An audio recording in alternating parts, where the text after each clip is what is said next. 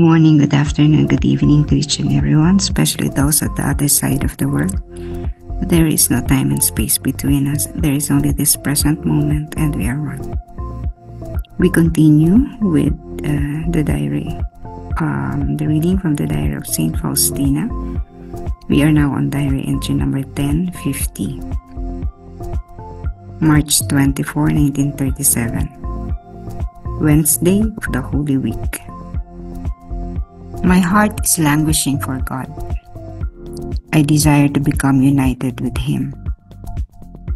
A faint fear pierces my soul, and at the same time a kind of flame of love sets my heart on fire. Love and suffering are united in my heart. Miyerkules Santo, ang puso ko ay nanlulumo para sa Diyos. Nais kong maging kaisa niya. Isang mahinang takot ang tumatagos sa aking kaluluwa. At kasabay nito ang isang uri ng apoy ng pag-ibig na nag-aalab sa aking puso. Ang pag-ibig at pagdurusa ay naging sa aking puso. Naging isa sa aking puso. This is about love and suffering. Sabi niya, love and suffering are united in my heart. Mayroong maliit na bahagi lang ng takot na bumabagabag sa kanya. Hindi niya nabanggit kung anong kinatatakutan niya. Pero maliit na bagay lang daw, kumbaga. Pero kahit na nanunuot ito sa kanyang kaluluwa, kasabay naman noon ay nag-aalab naman ang pagmamahal sa kanyang puso. Ibig sabihin, if this is some kind of a fear brought about by a certain person, that thing is minor lang for her. Maliit lang na bagay sa kanya sapagkat napapangigbabawan niyo ng pagmamahal niya sa taong yon. That is if the fear concerns about a person. Kung ang takot naman niya ay halimbawa sa kamatayan, no, bagamat sinasabi natin, halimbawa lang, no, I'm not really sure, no, pero halimbawa meron siya kahit kaunting takot na malapit na siya mamatay because this is 1937, ang nabhalubanan ng sakit niya, no. At the same time, no, ang puso naman niya napupuspos ng pag-ibig dahil sa mga ipinakikitang pagmamahal sa kanya ni Jesus. Pag-aalaga sa kanya kahit nag-iisa siya. So nakakalungkot man ang papalipit siya dun sa ganoong yugto. Pero napapangibabawan niya ng pagmamahal. Pagmamahal kanina, pagmamahal sa Panginoon. Ano pa ba, no? Ano pa ba ang maaring maging source ng takot? Wala na kasi siyang masyado tayong makita kasi Faustina was really very, very brave, strong, no? Wala na siyang kinatatakutan. Hindi naman ibig sabihin nun yung mga walang kinatatakutan na masasamang loob, no? Kundi siya, yung mga bagay na nakakapagpatakot sa atin, nalagpasan na niya. Paano natin masasabi na ang pag-ibig at pagdurusa ay nagiging parang mag-asawa, no? Nagiging isa siya. Di ba tayo naman, lahat tayo nagmahal. Lahat tayo nagmamahal. No? Kahit past tense pa yan or kahit present tense, ibig sabihin nagmahal at nagmamahal. Pero lahat ng pagmamahal natin, lahat, walang exemption. Walang exception.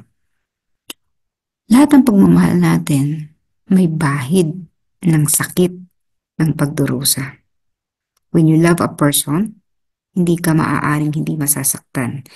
Kahit pa yan yung perfect, halimbawa, partner or husband or wife mo, no? Kahit pa yan sabihin mo, eto, napaka-perfecto na ng asawa ko. You can say that over and over again. Pero hindi ako naniniwala na walang pinagdaanan ang isang mag-asawa. So, may mga pinagdaraanan niya na nakakasakit. Pero dahil mahal nilang isa't isa, nalalagpasan nila yon. Ganon din kapag tayo ay nagmahal sa ating kapwa. Ano ba ang manifestation ng pagmamahal natin sa ating kapwa? Halimbawa, tumulong ka sa isang community o kahit isang pamilya. Papasalamat sila, no?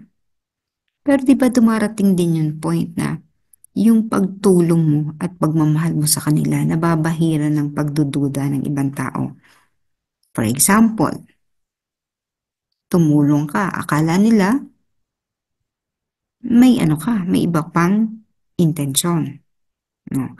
Kahit na malinis ang intensyon mo sa pagtulong, minsan, yung ibang tao, iisipin nila, may iba kang intensyon. Maaaring humihingi ka ng favor, maaaring kailangan mo ang gawin ang bagay na yon dahil kailangan mo para sa isang award, no? Para mabigyan ka ng award, most outstanding ganito, ganyan.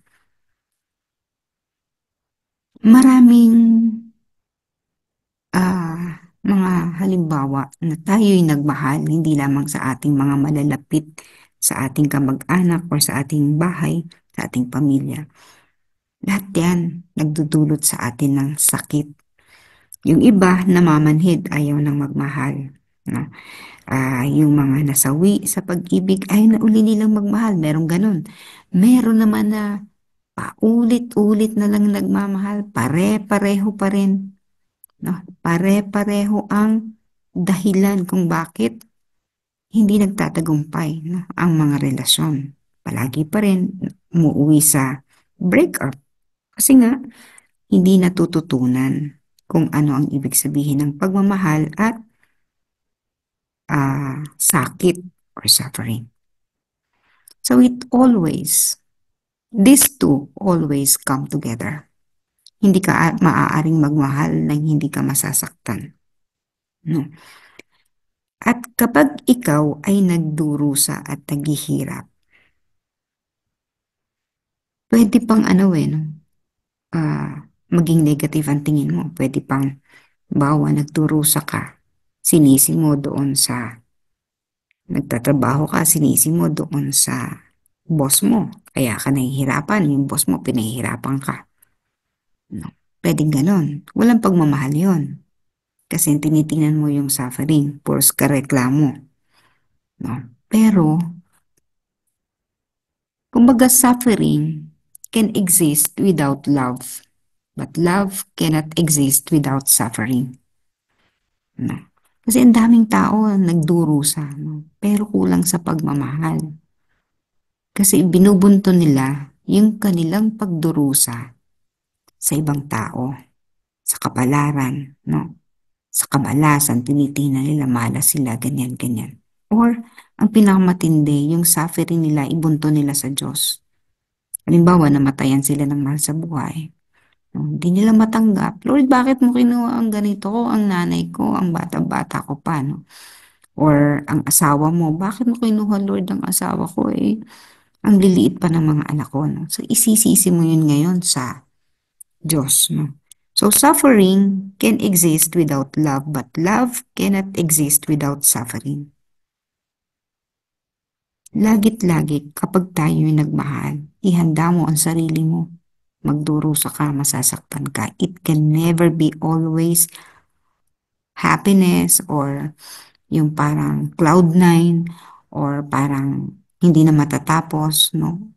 Laging may period lang na okay pa, no? Pero habang tumatagal, no, papaano mo mapapanatili na yung pagmamahal na yan ay mag-aapoy or nag-aapoy, no? How do you keep that love from growing and from burning, no? Mula sa iyong puso? At para lumaki ang pagmamahal na yan, kailangan masugatan ka ng paulit-ulit. Pero dapat, you have to make sure that you are learning from the sufferings that you encounter out of love. Otherwise, babagsak ka pag hindi mo nakita yung ibig sabihin ng pagmamahal at suffering. No? Mauuwi ka din doon sa nagmahal ka, nadala ka, nanisi ka. No? So, but If you continue to learn from those sufferings, your love will grow even stronger in your heart. Mas lalaki ang puso mo, at kapag mas malaki ang puso mo, mas marami kang capacity to love. So your capacity to love is not just limited to your family, it goes outside the family and to the community and to a larger society. So ganun na yung pagmamahal mo. Look at the love of Faustina. Ang pagmamahal niya, nag-transcend na. Hindi na siya nakatali sa pamilya niya. Pagmamahal niya, nasa maraming tao kahit hindi niya kilala. If she heard something, no? Heard, kasi may mga souls bumubulong sa kanya, tulungan mo ako, no? Kahit hindi niya kilala, idadrop niya ang lahat, ipagdarasal niya. That's love. Anong kapalit nun? Sufferings. Ang sufferings ni Faustina ay galing sa ibang tao at the same time, hinahangad din niya. Ibig sabihin, she would take on the sufferings of others. Hindi pa siya nakukontento doon sa suffering na tinatanggap niya or inaabot niya from other people. Kulang pa, sabi niya. Parang ganun na kulang pa. Kasi nakita niya kung ano ang pagmamahal na ibinigay ni Jesus sa sanlibutan. Hindi niya mapapantayan yun, pero every time she would suffer, tingin niya maliit na bagay. So she would take on more sufferings para maging Christ-like siya o para maging katulad siya ng ating Panginoon. So check your level of love. Ano na ang level ng pagmamahal mo sa iyong puso? Ito ba ay nalilimita sa sarili mo? Mahal mo lang ba ang sarili mo? Or marunong ka nang magmahal sa kapwa mo, pamilya mo? Or outside of your family? Hanggang saan ang kaya mong ibigay at hanggang saan ang kaya mong ipagpakasakit in the name of love.